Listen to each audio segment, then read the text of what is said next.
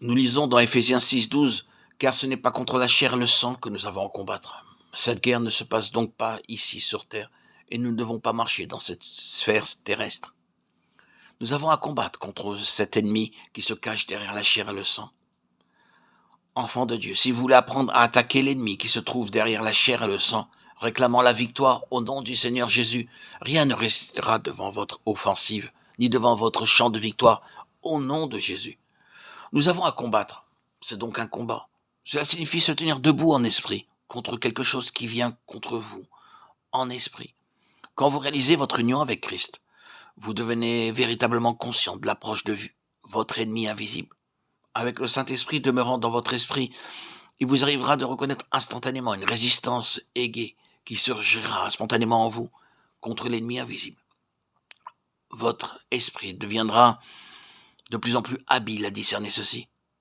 Par exemple, dans la vie pratique, vous rencontrez quelqu'un qui vous raconte une vilaine histoire. Vous reconnaîtrez l'esprit satanique qui l'a inspiré et vous direz « Non, je ne le croirai pas ». Voilà un des moyens de tenir ferme, debout contre les principautés et les puissances qui agissent à travers la chair et le sang. Notre lutte est contre celle-ci, contre les puissances, contre les princes de ce monde. Qui sont donc ces princes de ce monde? Dieu règne pourtant dans le ciel. Dieu est souverain sur le trône. Oui, mais dans la dispensation actuelle, le Dieu de ce siècle règne par les ténèbres. Les ténèbres obscurcissent la sphère où vous travaillez. Vous les voyez, vous les sentez. Avez-vous compris comment il faut combattre contre ces dominateurs des ténèbres et les vaincre de façon à maintenir la victoire et à vous tenir debout en esprit, fort dans le Seigneur, dans sa force toute puissante contre l'ennemi, contre la puissance spirituelle de méchanceté qui est dans les lieux célestes. Il y a par exemple la puissance de la boisson, c'est l'esprit qui pousse un homme à boire. Il y a la puissance du bavardage, c'est l'esprit qui pousse quelqu'un à babiller, à bavarder.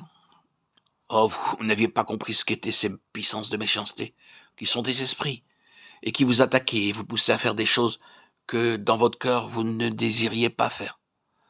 Tout cela parce que vous ne distinguiez pas la cause réelle de ces attaques, et que vous ne saviez pas vous tenir debout contre ces attaques, dans le Seigneur et dans sa force toute puissante, et maintenir la victoire. Voilà le conflit spirituel contre les principautés, les puissances, les dominateurs, les esprits malins. À quoi cela sert-il de discuter avec les hommes?